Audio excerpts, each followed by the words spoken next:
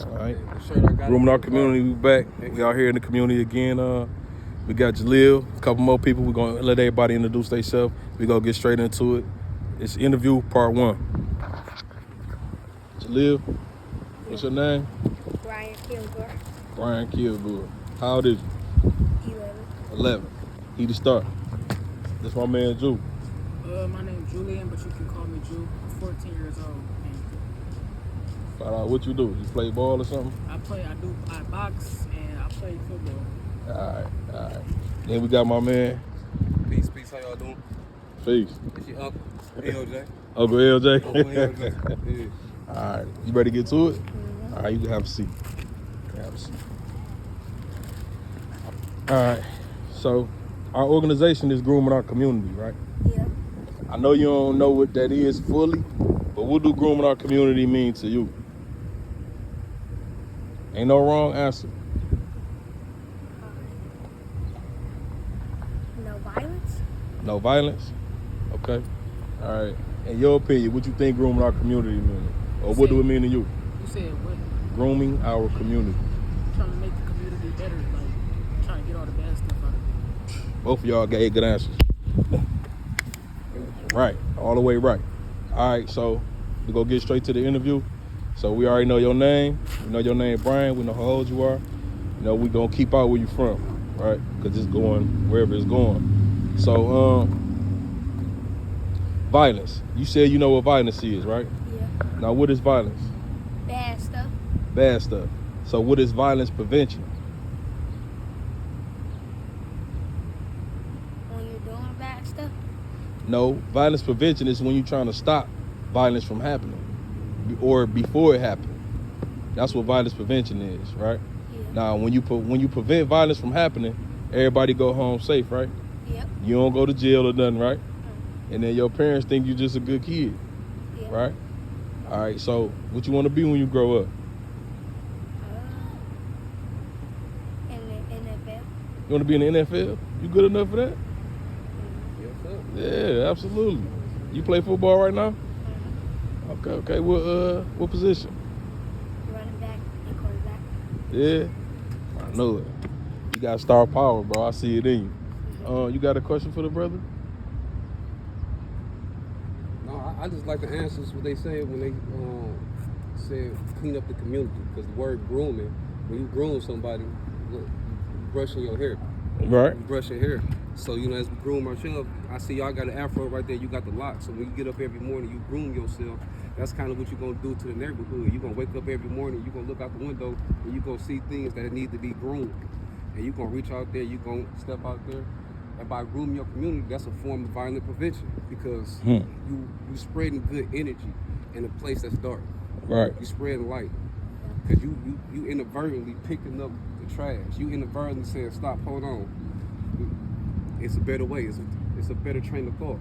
And by doing that, you're going to inspire not only your friends, there's going to be adults around you that's going to tighten up. Like, man, if this child could say that, man, let me tighten up. Because a lot of times it'd be children that's never been taught right. And they all the way 35, 40, 55 now. And they still don't know a lot of right. Still don't know better. They still don't know a lot of right. So when by you coming in and saying, man, I'm helping grooming my community, I'm standing up against violence and things of that nature, and you trying to change, you teaching people that's 55, 65 years old something that they should have learned as a child. Absolutely. And you bringing the greatness as a child. So that's beautiful, man. I like your answers. That's the only thing I wanted to say. I just like their answers so much. Absolutely. All right, so why you think so much violence go on in the city? Or in the world, rather. But where you from is Detroit, so... They have ops. Because they think they got ops.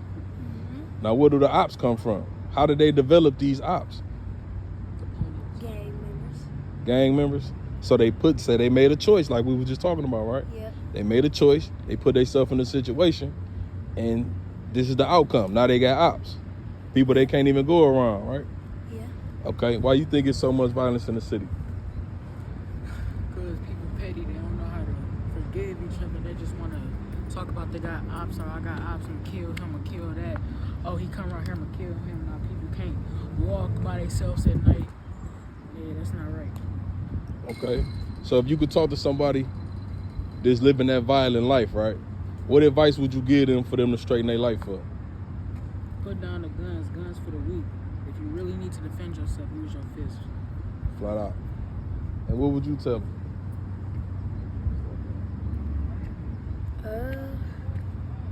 Like what Stop advice? the violence. Stop the violence.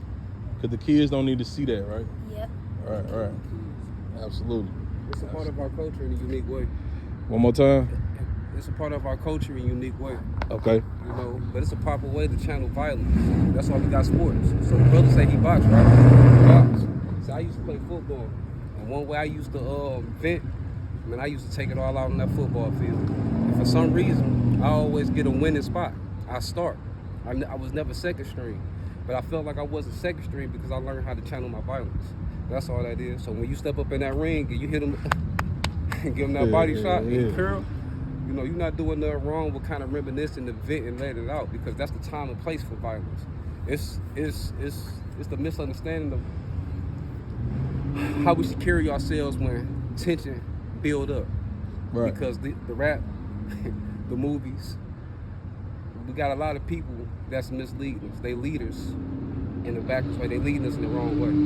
Right. They leading us by walking backwards. They like this, follow me. Where a real leader gonna be like, you see what I'm saying? We headed forward. So that's what you gonna step in there as a leader. Right on. Hold on, just 1 second. Okay, for example, like for me, right? I get up in the morning, I like listening to Pooh Shiesty. In the morning though, before eggs and bacon, you know what I'm saying? Before my eggs and bacon. This your energy, right? Yeah, you know what I'm saying? And so before I even hop off the porch, my subconscious is already attacked. See, man, it's levels to life. It's levels to life. And once you get to college, you're gonna understand that our mind is powerful. And it's so complex. And we can compare our mind to a pool. Right now, since y'all children, y'all just on the child side of the pool. When you see people over there jumping off diving boards, things like that, they masters of what they do. They swim it because they critical thinkers. And that's what we want to become. Critical thinkers know how to avoid violence like that because they're going to see it coming. And they're going to be able to see the root of the cause. They're going to see the misunderstanding, because a lot of violence comes from misunderstandings. What you say to me? Man. It's a huge misunderstanding. And I'm always going to say this. That real nigga identity, it's a trap made by the enemy. Flat out. Period. Flat out. Well, everybody they keep on saying they real niggas, we just lost. I was lost. I was a real nigga at one point in time, but now I'm a man. And the difference between a real nigga and a man is this: every real nigga gonna call himself a man, but every man is not gonna call himself a nigga. And that's just that. What you think of that? Flat out. Now, when he spoke on rap music, right? So rap music is a big thing in our community. You feel me? Because a lot of kids we live in a cookie cutter environment, right? You see the average guy walking down the street, 9 times out of 10, he got dreads, right? He got a certain, the tight pants and stuff like that, right? He want to talk about the blick or the stick, however. Everybody talking and moving the same way and dressing and looking the same way, right?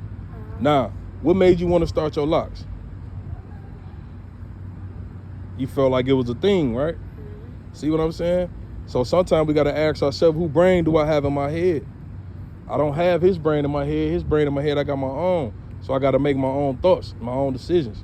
And I got to move righteous, because it's my life that I'm living. Because if you sit up in that cell and you got, let's say you right now, you 11. Let's say you sitting in a juvenile cell and they just told you that you got 18 to 40. You don't even comprehend what that means yet until you get from juvenile to prison. Now your life really means something to you, because you're like, damn, I could have had a career by now. I could have had a child. I could have had a woman. But instead, you got a cellmate. You know what I'm saying? Yeah. And y'all gonna make a decision whether y'all gonna get along or whether y'all gonna fight. So we trying to prevent violence to prevent you from living the life that you don't want to live, hopefully not for the rest of your life. You know what I'm saying? The greatest thing I want y'all to know, man, is that the stuff, that rap and music, just don't let it influence you. Just know it's entertainment. That's all. When you watch a good boxing movie, that Creed, you know they're not really boxing in there. Exactly. You know that's entertainment. But it still can inspire you to go get up and drop somebody, right? That's how that music is. It's entertainment. And it still get a real dude, so-called real nigga, to go out and drop somebody. Another black man. Another real nigga, I guess.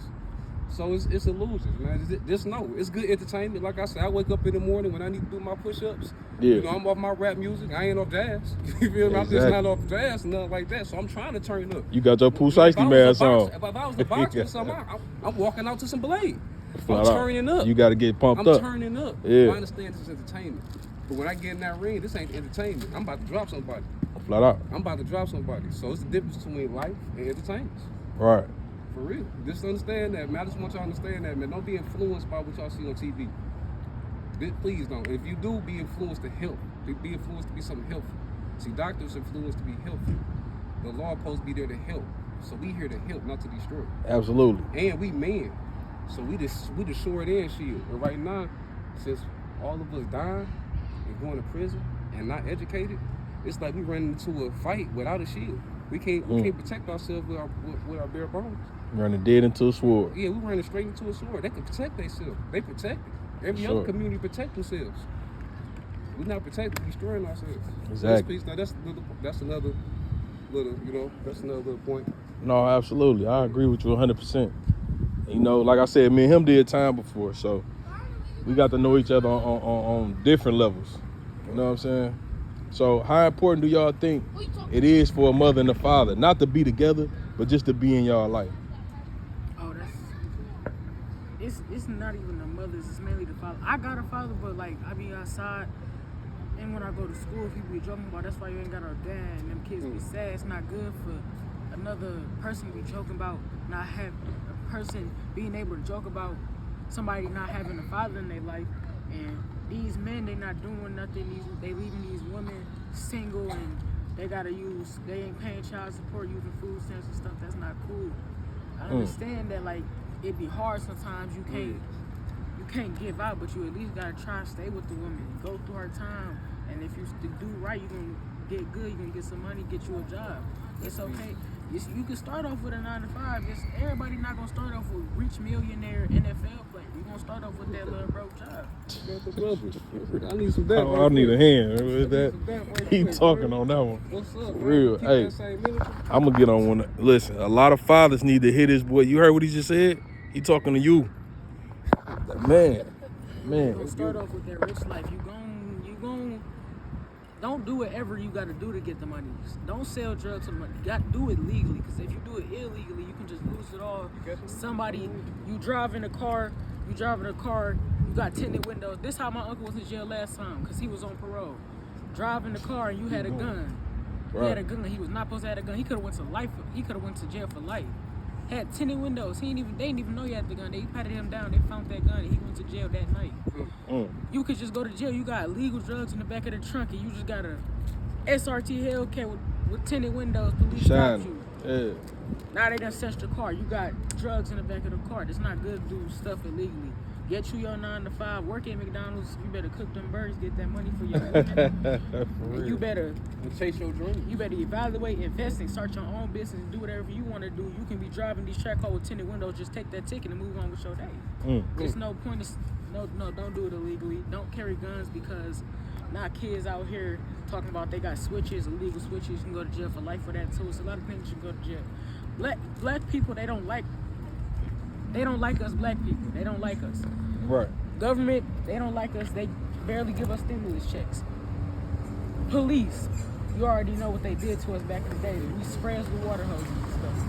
So if you know they just don't like us, why would you do what they don't like already if they already trying to kill us for the stuff we're doing good?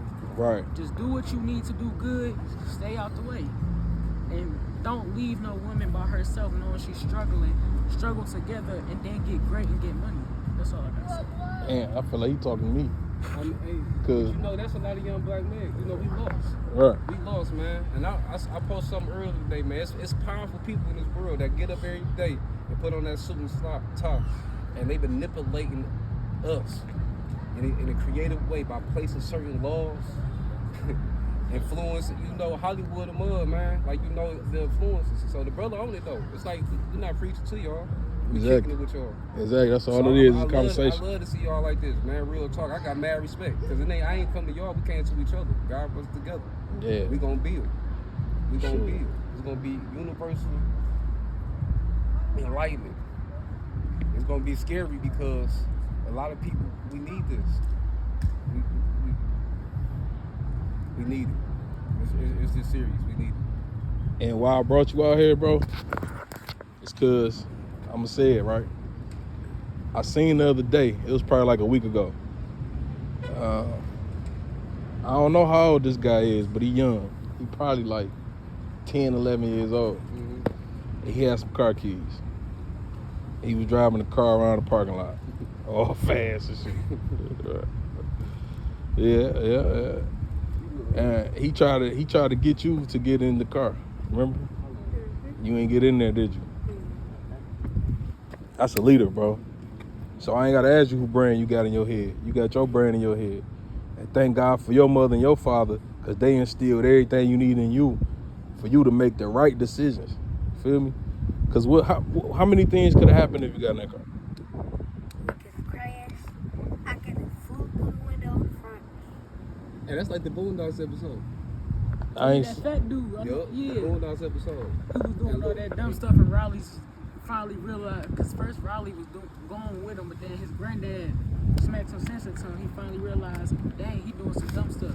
Right. So you ain't even have to go over the possibilities for you to make the right choice. See what I'm saying? Man, y'all get my wallet. Yeah, and for that, bro, you're gonna be rewarded. You hear me? So look, man, I did ask these guys' parents for permission. I'm not gonna keep them out here all day. You know what I mean? I know it's a lot of sunlight out here. I want them to finish having a good day, doing what they do. I'm gonna let these guys go. This is just part one. Y'all gonna see Brian. I call him Jalil, but y'all gonna see Brian again. Tomorrow we got some shooting to do, but it's gonna be on a whole different level.